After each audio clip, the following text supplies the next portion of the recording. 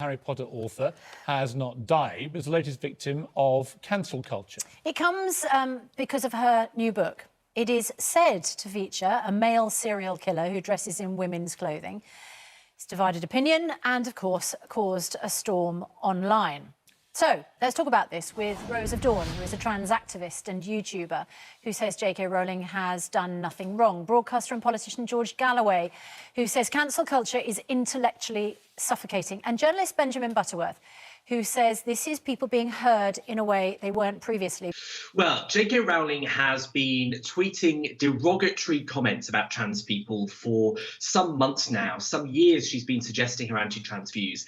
And she has reportedly, her new book under a male name indeed, features a character who dresses as a woman in order to kill.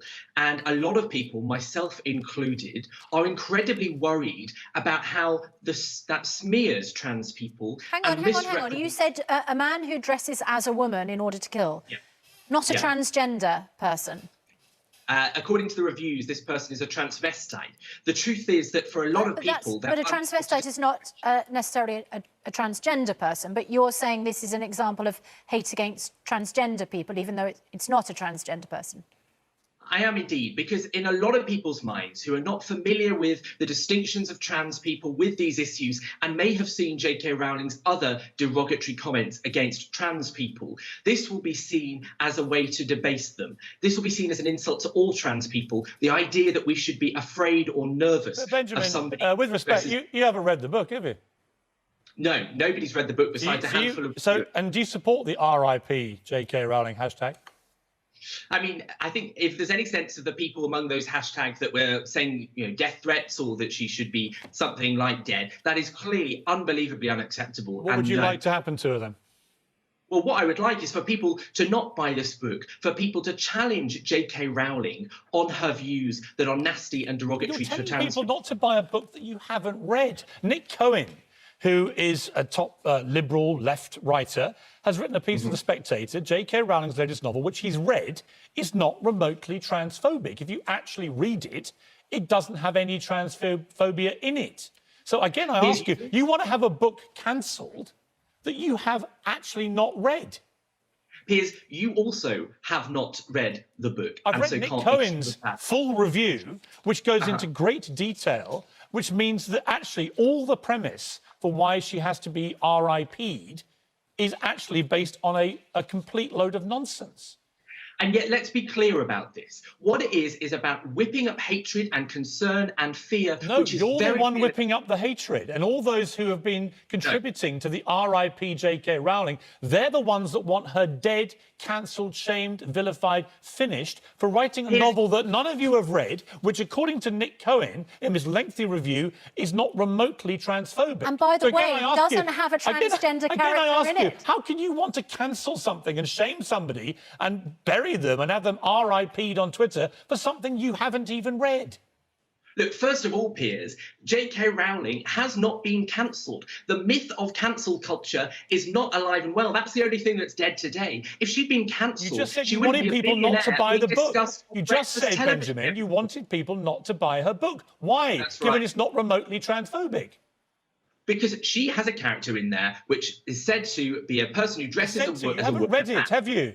And neither have you, so you can't be sure of that. I've read a very lengthy review here which completely repudiates the whole point of your position. Let me bring in George Galloway. George, this is the problem here, isn't it? This cancel culture.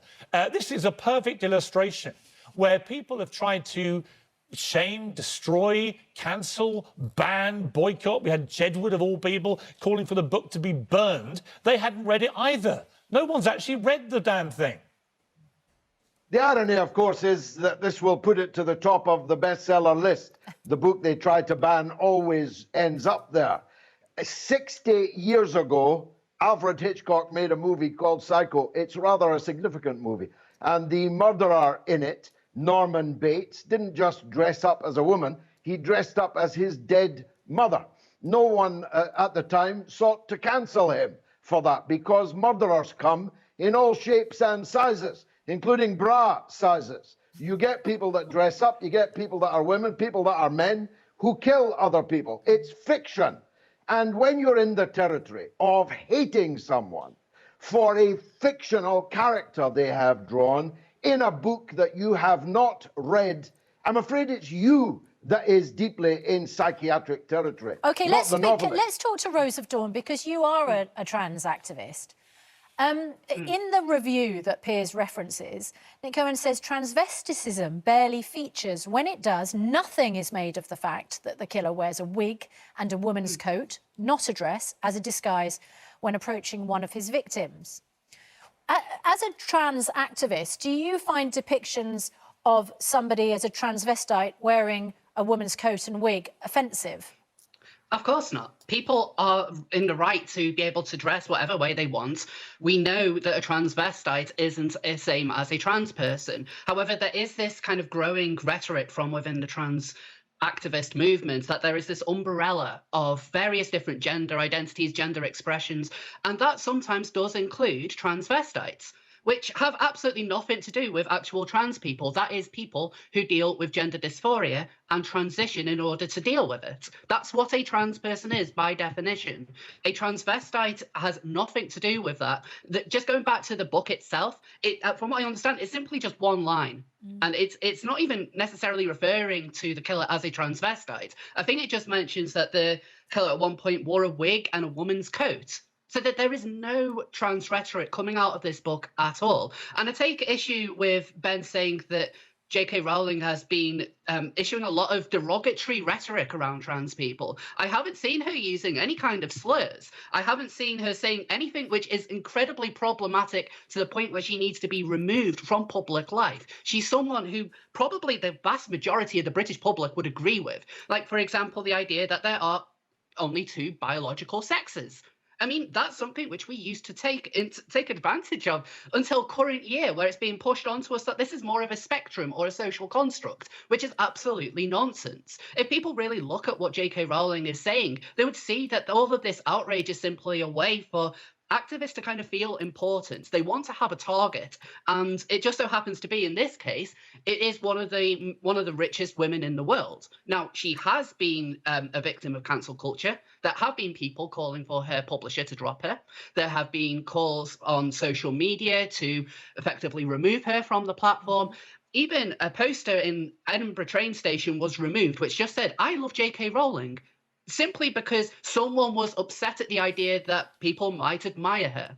Yeah, and the point is, Benjamin Butterworth, I don't even like J.K. Rowling. I've had loads of run-ins with her. She was leading the cancel culture. She was joyous when I got abused on national TV in America. I've got no reason to defend her, but I do defend her right to free speech. And I would ask you this, given that you want her cancelled over a book you haven't read, which you clearly have misunderstood anyway, out of interest, if I was to write a novel tomorrow, I interview real-life serial killers of all shapes and sizes and genders. If I was to write a novel tomorrow, is your position that I would not be allowed to make it a transgender killer? Because that doesn't seem very equal to me. If your battle is for equality, surely criminals in novels could be transgender. Or are you saying it's one rule for people like me, so it'd have to be a white, straight guy like me, but I couldn't actually have a transgender killer? What is your position? The point is that when so few people know about trans people, when they're so unfamiliar and so rarely covered in books like this, the idea that the only supposed representation, as most people will interpret it, of a trans person is that they are a killer who dresses as a woman in order to kill. So just to clarify, what you're saying, okay, but to answer my question then, we could never have a transgender killer in a novel. Is that what you're saying? Well, the idea that they dress as a woman in order to kill, as is reported, is the problem, not the idea in itself. No, I just asked you a very straightforward question, which you're trying, for whatever reason, you're trying to avoid the answer. The question's very straightforward. Could I write a novel with a transgender killer? There are millions of transgender people in the world. If you were to do that, I would fear it would be to whip up the same hatred. Okay. So I wouldn't be allowed to. But if I was to write a novel which had a person like me doing all the killing, you would find that absolutely fine. But you are not as unfamiliar to people. There are lots of cis, rich, white men, that's men born as men. Don't call me cis. I'm not actually a cis. I'm a white guy. You can just call me a white guy. Cisist language that you use, I don't even understand. White man. George Galloway, let me bring in George Galloway. Here we have it, George, don't we? This is the bottom line with this culture, with this culture war, is that as long as I write no, Ben, you've had to say, George, if I was to write a novel and the killer looks like me or you, right, is a straight white guy, that's fine. But if I was to actually make the killer a transgender killer, and there are millions of transgender people in the world, that is unacceptable, and I would have to be shamed, vilified, and cancelled. Well, can't people see the danger of policing fiction, telling novelists what mould they must put their characters in, what arc of narrative they must have, because they might offend an activist like Benjamin Button? It's unbelievably ridiculous and dangerous. He's Benjamin Butterworth. I don't think he's getting younger as he gets older, clearly. Well, you may have a point. It is utterly dangerous. That's my point, Susanna. Yes. No, Listen, I totally agree. I've got a whole book coming out about all this, and I hope, Benjamin, I hope you read it. You're in it, so I hope you read it. Oh, yes, you're in Piers' book. Because you might learn that the best way to preach about tolerance is to show a vague semblance of tolerance yourself. Because that's the problem. The problem with the woke brigade is you're never remotely tolerant. What you want to do is have RIP J.K. Rowling trending.